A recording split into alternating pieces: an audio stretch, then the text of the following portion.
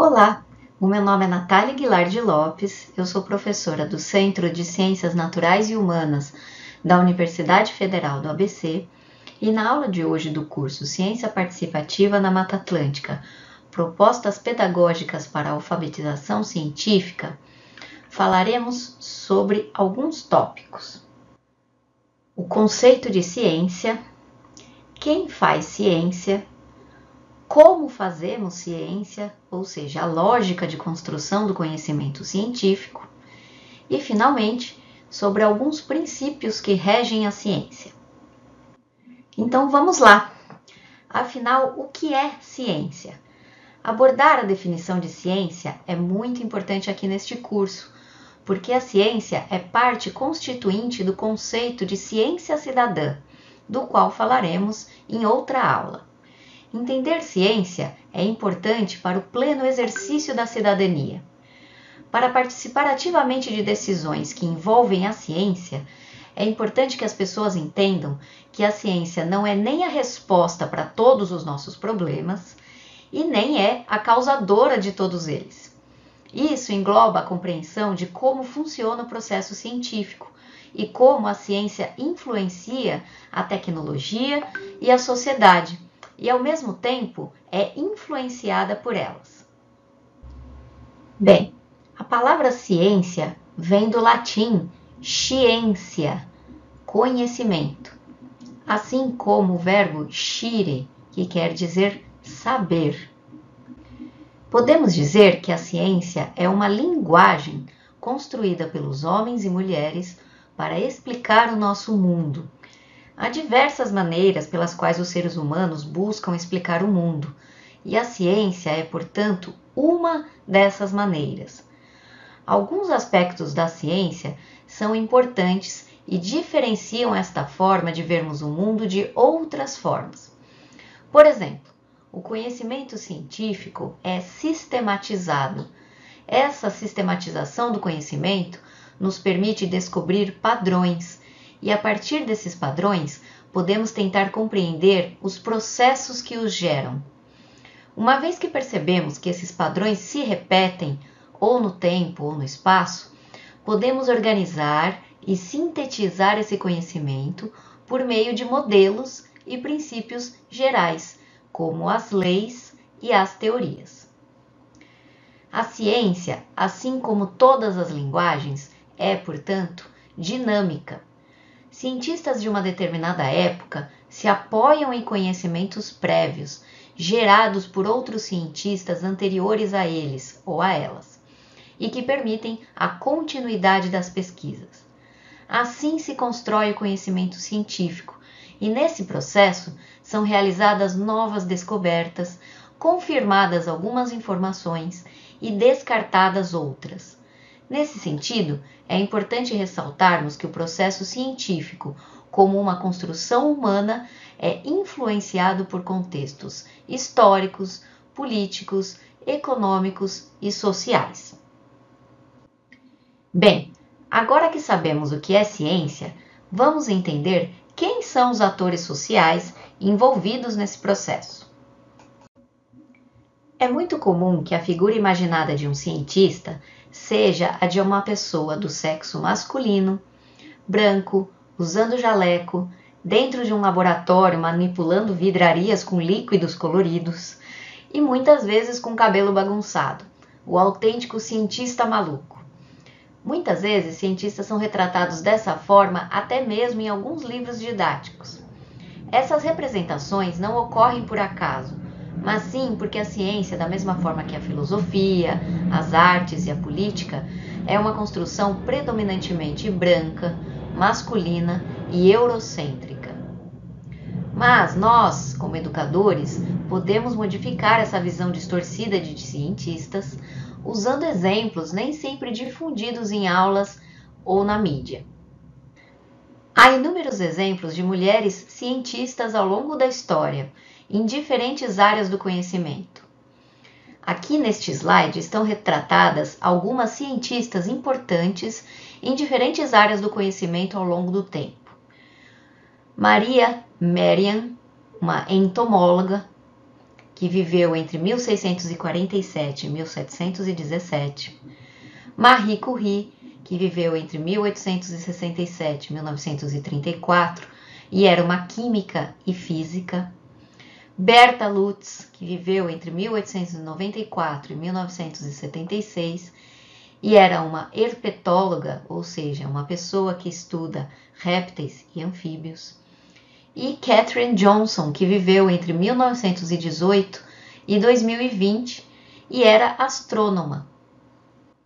A ciência também pode ser realizada em diferentes espaços, ou seja, não necessariamente precisamos retratar um cientista em um laboratório cheio de vidrarias e reagentes para realizar ciência. Como exemplo, podemos citar os biólogos, que estudam os seres vivos em diferentes tipos de ambientes, os geólogos, que estudam as rochas de diferentes partes do planeta, ou mesmo os astrônomos, que observam as galáxias com seus telescópios. Sendo assim, você, como educador ou educadora, pode trabalhar essas percepções de ciência e de cientistas junto aos seus educandos. Agora que já falamos sobre o conceito de ciência, sobre quem faz ciência e onde a ciência pode ser realizada, vamos explorar alguns aspectos relacionados à forma como fazemos ciência. Então, como fazemos ciência? Existem diferentes formas de se fazer ciência, os chamados métodos científicos. Todos eles contribuem para a construção de novos conhecimentos.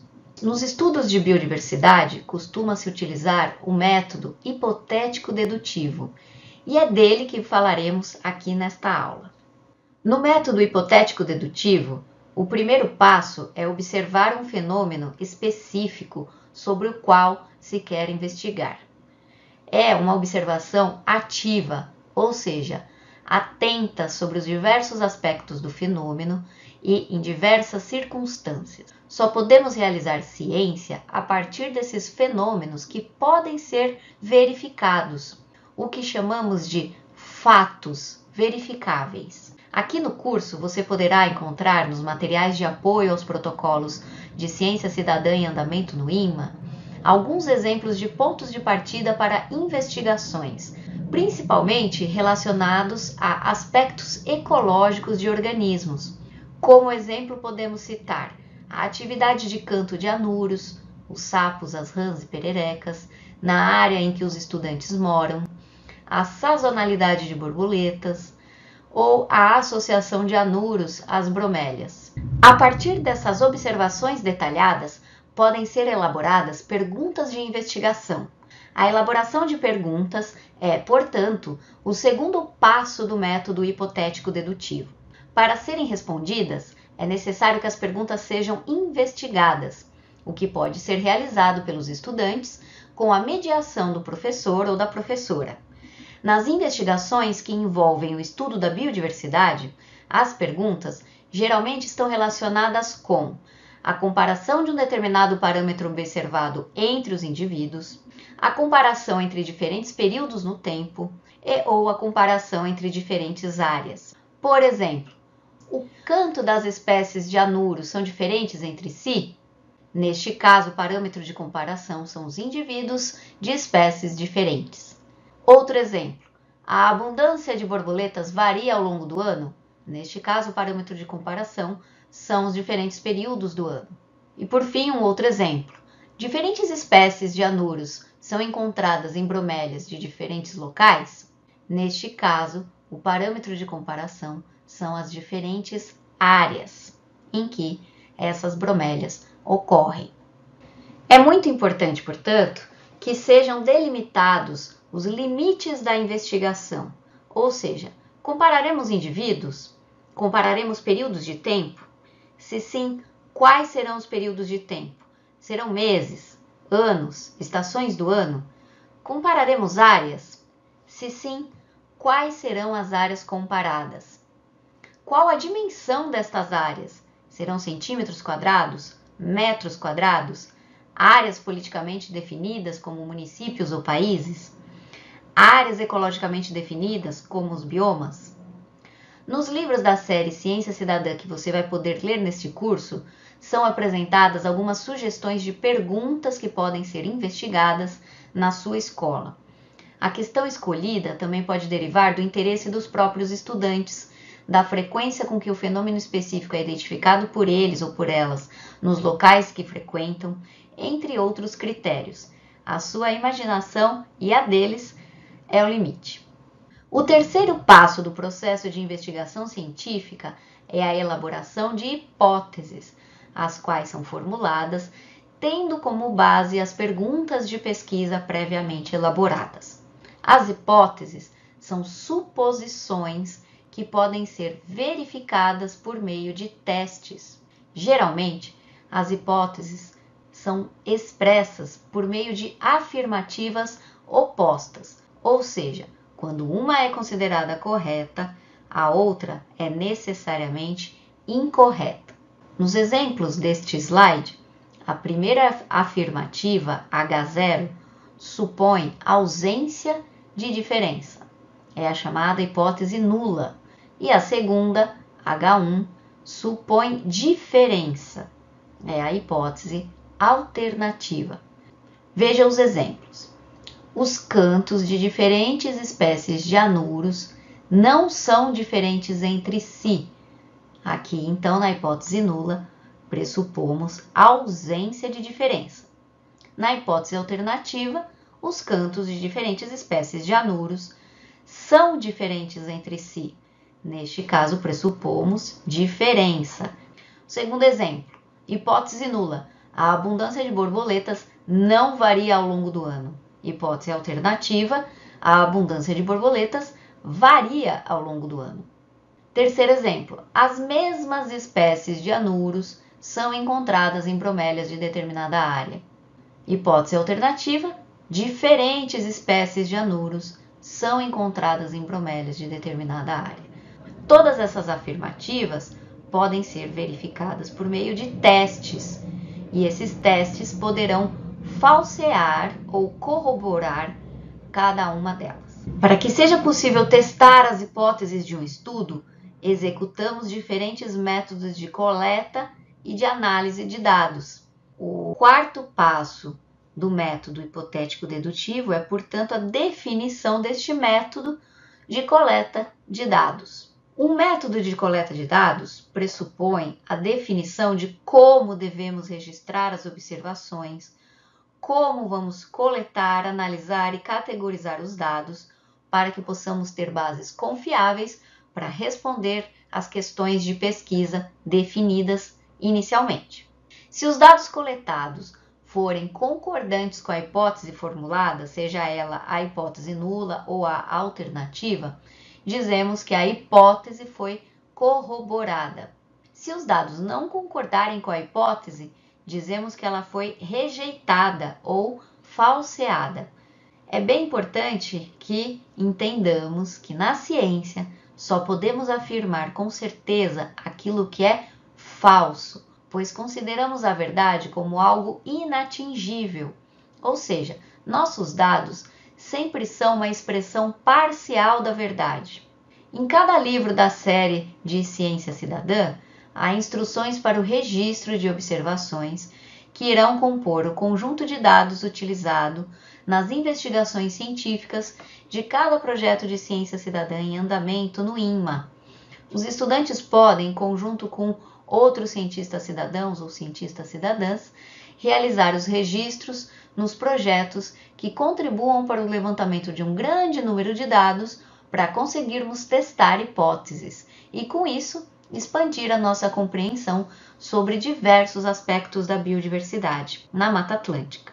Após a realização da coleta de dados, serão efetuadas análises de dados. Depois dessas análises estatísticas ou análises descritivas, bem como após a elaboração de tabelas ou gráficos que sintetizem os resultados dessas análises, é possível interpretarmos os resultados e verificarmos quais hipóteses foram rejeitadas e quais foram corroboradas. A esse processo denominamos de falseamento de hipótese. As hipóteses falseadas serão aquelas que serão rejeitadas. Quando as hipóteses são rejeitadas, muitas vezes será necessário ao cientista retornar às etapas anteriores do método científico, iniciando novas observações do fenômeno a ser investigado, elaborando novas hipóteses e testando-as. Em cada livro da série Ciência Cidadã da Mata Atlântica, há algumas recomendações de atividades propostas para auxiliar na compreensão dos estudantes sobre como interpretar os dados registrados para uma investigação científica. Aqui neste slide temos um resumo das etapas do método hipotético dedutivo, que começa, portanto, com uma observação de um fenômeno. Essa observação deve ser sistemática, controlada. A observação deve ser direcionada a fatos. Esses fatos devem ser verificáveis. Não há como realizarmos ciência se os fatos não forem verificáveis. Uma vez os fatos sendo verificados, nós elaboramos hipóteses na forma de afirmativas. Essas hipóteses devem ser testáveis, ou que dizemos falseáveis. O falseamento de hipóteses deve ser realizado por meio de um método de coleta de dados ou a realização de experimentos que gerarão dados. Esses dados gerados deverão ser analisados e sintetizados na forma de resultados. A partir desses resultados, nós chegamos a algumas conclusões. A partir da análise desses dados e elaboração de conclusões, nós podemos compreender se as nossas hipóteses foram corroboradas ou se elas foram falseadas. Se as hipóteses foram corroboradas, elas vão contribuir para a elaboração de modelos e previsões ou predições. Esses modelos e predições vão contribuir para a elaboração de leis e de teorias científicas, que são o conjunto indissociável de todos os fatos e hipóteses harmônicos entre si. Por outro lado, se a nossa hipótese não for corroborada, ou seja, se a hipótese for falseada, nós deveremos reciclar as nossas hipóteses, muitas vezes retornando ao início do processo, refazendo nossas observações e reelaborando as nossas hipóteses. Esse processo todo nos deixa claro que o conhecimento científico não é imutável.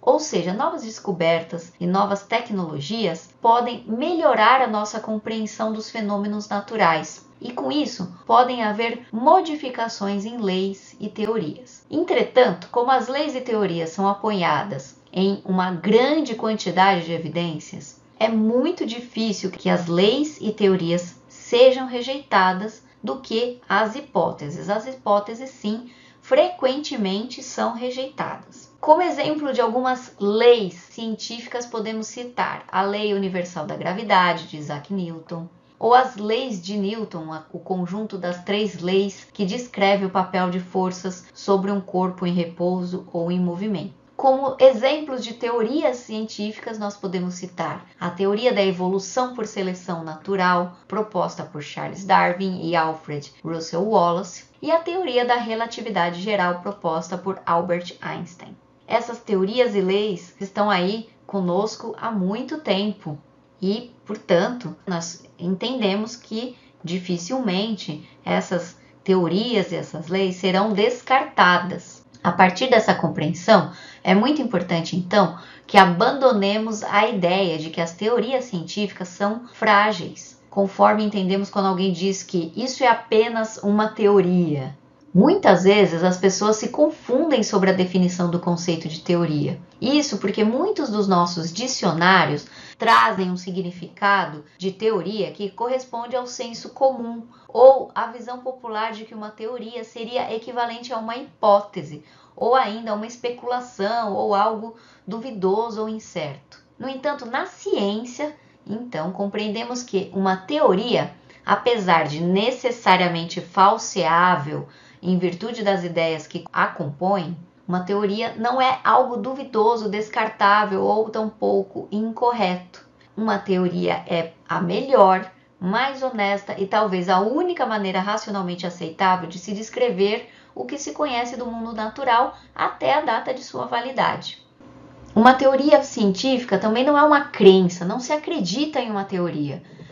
O que dizemos é que se corrobora uma teoria com fatos, e em caso contrário se demonstra que a mesma é falsa mediante a falsificação de suas ideias, feita necessariamente por contradição com um novo fato até então desconhecido. Uma teoria, portanto, é a união do conjunto de ideias e do conjunto de fatos a que estas se relacionam. Na medida em que qualquer teoria é passível de modificação, novos fatos podem redefinir e justificar a teoria, levando a uma melhora constante dos conceitos por ela propostos. Sendo assim, o conhecimento científico é algo dinâmico. A ciência não trabalha com verdades absolutas, mas com as melhores explicações do nosso mundo em um determinado momento. Não se pode jamais afirmar, como muitos fazem, que uma teoria é um fato ou que se transforma quando provada em fato. Uma teoria jamais é uma expressão perfeita da realidade, mas um modelo, em definição estrita da palavra, pela qual a realidade conhecida pode ser descrita, compreendida, e pelo qual a realidade ainda desconhecida pode ser estimulada a ser descoberta. Agora que você já sabe um pouco mais sobre a lógica de construção do conhecimento científico, é importante mencionarmos alguns princípios que regem essa construção. O princípio fundamental. O principal objetivo da ciência é compreender o universo em sua realidade e totalidade. O princípio uno. A ciência é única, pois o universo tangível também o é. O princípio da falseabilidade. As hipóteses devem ser sempre testáveis, falseáveis. Apenas um novo fato verificável, contudo contraditório, é suficiente para que as ideias teóricas conflitantes sejam compulsoriamente recicladas ou abandonadas. A ideia da falseabilidade foi proposta por Karl Popper. O princípio naturalista. Nunca devemos usar o sobrenatural para descrever a natureza e o universo. As ideias propostas devem manter-se compulsoriamente atadas a fatos naturalmente verificáveis. Devem ser inequivocamente corroboradas por tantos quanto possíveis e por pelo menos um fato.